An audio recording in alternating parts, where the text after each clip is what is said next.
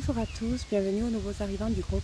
Donc comme prévu, je vous fais la vidéo sur le voyage intérieur. Qu'est-ce que c'est? Le voyage intérieur est l'apprentissage de connaissance de soi, de son être intérieur, de son esprit. Parce que vous pouvez tous diriger votre esprit à l'endroit où vous voulez. Là où vous êtes actuellement, vous avez été dirigé par votre esprit. Et votre esprit est dirigé par vos émotions, vos ressentis. La sadhanapana, sadhana veut dire outil, pana veut dire période. Ce sont des outils durant une période. Donc ces outils-là vont vous permettre, pas seulement d'être humain, vont vous permettre d'être plus qu'humain. Quand on arrive à gérer son esprit, pour le diriger, quand on arrive à avoir la manipulation de son esprit pour pouvoir aller là où vous voulez, en fait, là où vous souhaitez, pouvoir accéder à ce que vous souhaitez, en fait, vous pouvez manipuler votre esprit, le diriger. Ce sont vos émotions, votre mental et votre corps qui dirigent votre esprit, en fait. Donc, toutes vos pensées, tout ce qui passe par votre tête. Donc, je vous ai parlé de l'approbation du monde extérieur, que vous n'en aviez pas besoin, parce que eux font partie de votre monde intérieur. Tous les ressentis qui sont à l'intérieur de vous vous appartiennent. Même si une personne s'énerve contre vous, les ressentis, c'est sa colère qu'elle essaie d'émettre en vous, c'est sa colère, mais les ressentis vous appartiennent.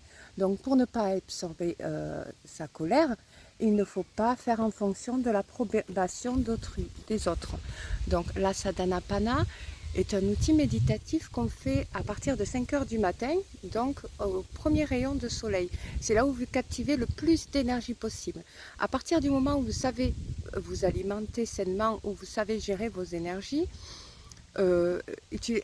pratiquer une activité physique comme je vous ai expliqué dans certaines vidéos, et que vous pouvez pratiquer cette méthode énergétique méditative qui vous permet de captiver de l'énergie solaire à 5 heures du matin, vous allez avoir l'énergie nécessaire pour justement vous diriger votre être. Donc le voyage intérieur, c'est la connaissance de soi. Parce que personne ne se connaît. On voit le monde extérieur selon ce qu'on regarde, selon ce qu'on sent, selon ce qu'on ressent, par rapport à ce qu'on voit et ce qu'on entend. Tout le champ vibratoire extérieur, vous émet des ressentis intérieurs qui vous appartiennent. Donc, ne pas faire en fonction de l'approbation des autres, c'est-à-dire n'attendez rien de personne. Ça veut dire n'attendez rien de personne. Comme je vous l'ai expliqué dans la vidéo, qu'on vous aime, qu'on ne vous aime pas, il ne faut pas que ça ait de l'impact.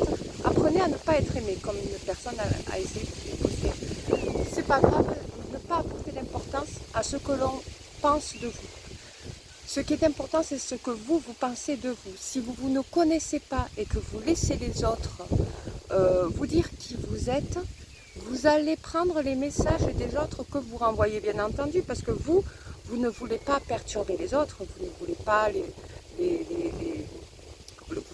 pas les décevoir, vous ne voulez pas qu'ils aient une mauvaise image de vous. Vous voulez, souvent beaucoup d'êtres humains veulent que les autres aient une bonne perception de vous, pour être en gratitude avec tout le monde, tout simplement, pour être bien dans sa vie et dans son environnement.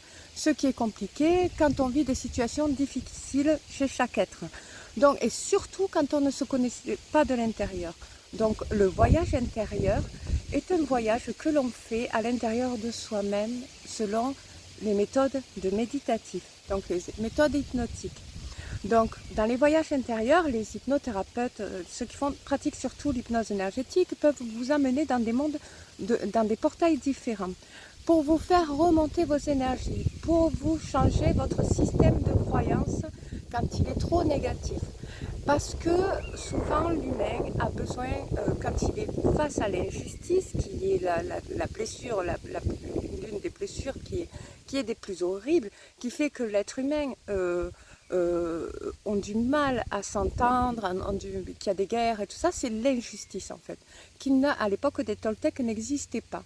Et à cause de ça, quand vous sentez qu'il y a de l'injustice autour de vous, ça vous fait de la peine. Votre ressenti va perturber quelque chose, un champ émotionnel qui va toucher votre chakra du cœur. Donc il va vous rendre triste. Qu'est-ce que vous allez avoir besoin de faire? Vous allez avoir besoin de vous confier en fait en quelqu'un. Vous allez avoir besoin de vous confier pour dire vos ressentis, pour être compris de ce que vous avez ressenti. Est-ce normal? Voilà. Il y a un travail qui est en train de se faire sur la blessure que vous avez ressentie. Vous commencez le voyage, en fait. Mais vous ne voyagez pas si vous ne vous responsabilisez pas de ce que vous avez ressenti de l'intérieur. Parce que vous pouvez stopper net un ressenti. Et tout ça en n'attachant aucune importance au monde extérieur. Il faut qu'à l'intérieur de vous-même, vous vous sentez bien. Mais vous pouvez le faire que quand vous vous connaissez à l'intérieur de vous-même. Pour se connaître à l'intérieur de vous-même, il faut s'aligner en son être. En fait, c'est-à-dire que quand vous avez des pensées qui arrivent, que ce soit pour une personne que vous aimez, que ce soit pour le travail, que ce soit pour la santé, que ça vous perturbe, que ça se ressasse, le ressassement au niveau des pensées peut provoquer du stress, peut vous faire tomber dans la dépression. Alors, quand on fait de la méditation, on va chercher, on aligne ces chakras, ces 7 chakras. Donc on va chercher la lumière de l'univers, la pureté, tout ce qui est bon pour votre corps. Et on va vous demander de fermer les yeux pour vous mettre en onde alpha, pour imaginer, visualiser à l'intérieur de vous-même une lumière qui vous purifie ces chakras. Alors vous allez vous sentir bien, mais pour de vrai, la vraie méditation, c'est cette pensée qui vous traîne à la tête. Il faut la faire passer du chakra coronal jusqu'au chakra sacré. Et à chaque chakra, donc couronne, troisième œil, de la gorge, plexus solaire, chakra du cœur, plexus solaire, pardon, du nombril et du racine, il faut que cette pensée traverse vos chakras. Et pour les traverser, afin de les débloquer, il faut trouver les solutions intuitivement. Donc là, il y a la peur ici, l'émotion de la peur. Là, il y a le mental. Donc en fait, quelle serait la solution? Donc il faudrait que je fasse ça. Là, ça va traverser la peur, comme je vous ai dit, l'émotion du chakra du troisième œil.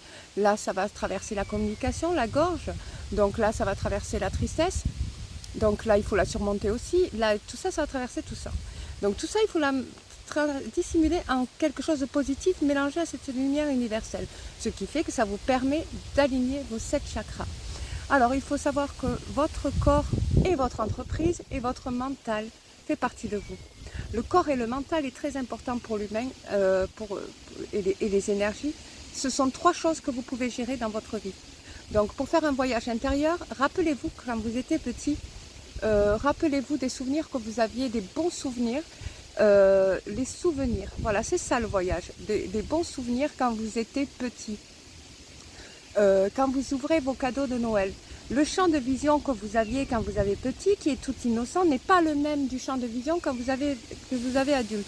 Parce que vous avez traversé des périodes qui vous a appris à justement l'autonomie, pour comment faire pour vivre dans cette vie, à devenir autonome, grandir, mûrir, apprendre plein de choses et vous développer. Mais petit, vous n'avez pas tout ça en tête. Vous voyez les adultes, vous avez envie de les imiter, vous avez envie de les ressembler parce qu'il vous tarde de grandir, parce qu'un petit, on lui met beaucoup d'interdits. Sinon, il part partout dans tous les sens dans son imaginaire.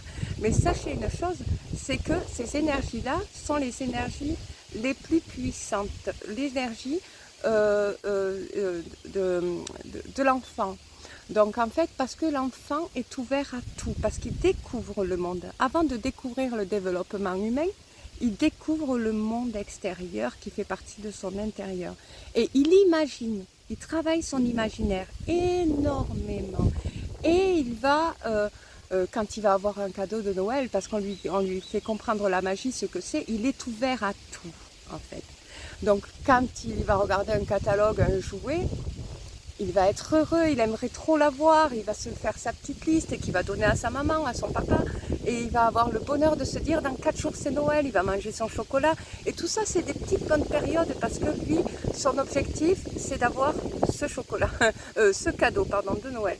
Et il se dit que le Père Noël va passer et c'est de lui mettre aussi son petit verre de lait avec ses petits biscuits parce que l'enfant, ça l'amuse. C'est les tout petites choses qui font grandir votre être. C'est ce que vous aviez vu, enfin, les mêmes ressentis que vous avez quand vous étiez petit, en fait, quand vous faites un voyage intérieur. Donc, en fait,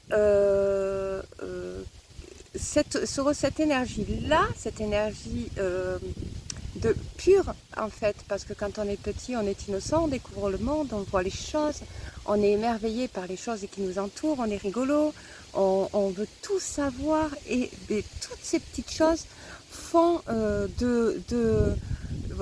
dans votre corps une énergie tellement, tellement magique, c'est de la magie, c'est de l'alchimie, tellement magique que, waouh, votre cadeau apparaît au pied de l'arbre de Noël. Alors, si vous n'avez pas le cadeau qui apparaît, vous avez quelque chose qui vous fait plaisir de toute façon dans cette magie de Noël, par exemple, ou à votre anniversaire quand vous êtes petit, quand vous jouez avec les copains, quand vous imaginez fabriquer une maison, une cabane dans les arbres. Vous voyez l'image, vous êtes dans un autre monde quand vous êtes petit. Et bien quand vous voyagez à l'intérieur de vous-même, vous apprenez à connaître votre être et vous apprenez à connaître un autre monde que le monde extérieur. Tout ce que vous avez vécu est enregistré dans chaque cellule de votre corps, est enregistré en vous. Et il faut rentrer en méditatif pour justement voyager à l'intérieur. Alors, quand vous ressentez, alors souvent, quand on est dans la déception, on va parler avec les émotions, on va parler des émotions. Quand on est frustré de l'intérieur, l'enfant ressent la frustration, il ne sait pas encore gérer ses émotions. D'ailleurs, il y a plein d'adultes qui ne savent pas gérer leurs émotions non plus. L'enfant ne sait pas gérer ses émotions, il ne sait pas les gérer, donc il apprend justement avec les punitions, il apprend par la vie à gérer ses émotions en grandissant. Quand on ressent une frustration, cette frustration, c'est énergétique, c'est de l'énergie qui pénètre votre être, qui lui fait mal d'ailleurs, parce qu'il ne sait pas d'où ça vient. Admettons, on va le punir de jouer parce qu'il a fait une bêtise. L'enfant va se dire, je ne pourrai plus jouer à mon camion et tout ça, il va avoir mal, ça va lui faire une douleur. Et cette douleur, vous l'avez aussi adulte. C'est la frustration. Et dans le voyage intérieur, par exemple, quelqu'un qui fait preuve d'injustice envers vous ou qui vous manque de respect, vous allez ressentir justement cette frustration, cette injustice, ce manque de respect.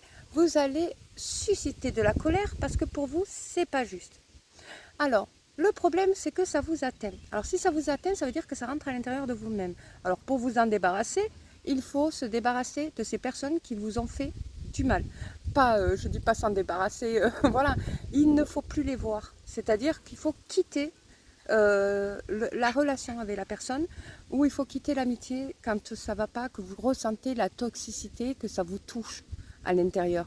Alors parfois vous allez avoir des gens qui vont vous toucher émotionnellement, que ce soit dans l'amitié, que ce soit dans le professionnel, que ce soit, et qui vont être injustes. Vous allez demander un service à un collègue de travail, elle vous dit oui, oui, oui, elle ne le fait pas, elle ne veut pas vous aider. Vous trouvez ça pas normal, que c'est votre collègue, donc elle est là aussi pour vous aider. Donc si elle ne vous aide pas, c'est qu'elle n'est pas serviable, c'est qu'elle n'est pas juste envers vous. Donc vous allez ressentir ce sentiment d'injustice à l'intérieur de vous-même. Quand vous allez y retourner le lendemain, vous allez comprendre que ce travail ne sera pas fait et vous allez devoir le faire à sa place. Donc en fait, ça va vous frustrer parce que vous vous dites, en fait, tout le boulot, je vais le faire moi-même. Et cette colère émet des énergies dans votre corps, dans votre maison, là à l'intérieur, dans votre entreprise, à l'intérieur, dont vous ne vous concentrez pas à l'intérieur. Vous allez vous concentrer sur cette collègue. Vous allez vous dire, c'est moi, la prochaine fois qu'elle va essayer de me demander un service, je ne vais pas l'aider, je ne vais rien faire pour l'aider, je ne vais pas l'accompagner dans son chemin, parce que ça vous a frustré à l'intérieur. Mais cette frustration, il faut s'en débarrasser. Et pour s'en débarrasser, il faut ne plus côtoyer les gens, en fait. Ne plus les côtoyer, ne plus les voir. Il n'y a que comme ça que vous allez réussir à justement ne plus penser. Parce que ce genre d'événement, même en couple, quelqu'un qui a un ex, un pervers narcissique, alors eux c'est les rois de l'injustice, c'est les pervers narcissiques, de l'humiliation, du rejet, de toutes les blessures, eux ils vont y toucher. Mais alors là ils ne vont pas se gêner, ils vont toucher à toutes les blessures, et là votre être il va partir dans tous les sens. Alors comme je vous ai mis dans un post du poème que j'ai mis cette semaine, votre âme sera toujours vivante, il ne mourra jamais, est éternel. À l'intérieur, votre âme est éternelle. D'ailleurs, Jésus disait, je suis éternel et vous allez l'être. C'est l'âme qui est éternelle. L'âme est éternelle. Elle ne mourra jamais. Donc vous êtes éternel. Donc vous avez le droit de ne pas ressentir ça. Et si vous ressentez ces émotions-là arriver en vous, vous avez le droit de faire le ménage à l'intérieur de vous-même. Et pour faire le ménage, il ne faut plus que ces gens-là aient de l'impact sur vous. Elles vous font entrer à l'intérieur de vous-même pour vous dire, ben, travaille ça en fait. Voilà. Alors, si vous confrontez la situation et vous dites à cette personne, je ne comprends pas pourquoi tu ne m'as pas aidé, gentiment, avec diplomatie, hein, parce que moi j'attendais justement que tu m'aides dans mon travail, ben, si elle vous dit c'est parce que j'en avais pas envie, et bien vous lui dites, eh bien, écoute, c'est pas juste, moi ça m'a frustré. Il faut être honnête. Voilà. Mais après, il faut quitter la situation. À partir du moment où vous avez mis des mots, vous n'avez pas à intégrer d'autres. Il faut quitter ces situations-là. Et dans le voyage intérieur, si vous avez des images, des pensées qui se ressassent parce que vous vous dites j'aurais dû me comporter comme ça, c'est de la remise en question. Et la remise en question, c'est une façon de voyager à l'intérieur de son être aussi. Alors quand il se passe des crises comme ça dans votre vie, il faut faire la méditation du matin à 5 h du matin avec les premiers rayons de soleil. La sadhana prana. Il faut faire cette méditation durant 20 minutes. Dès que le soleil se lève, vous prenez les rayons solaires et vous vous imprégnez d'énergie. Et vous exprimez de la gratitude de tout ce que vous avez dans votre vie. Parce que la gratitude vous permet justement aussi d'absorber les énergies.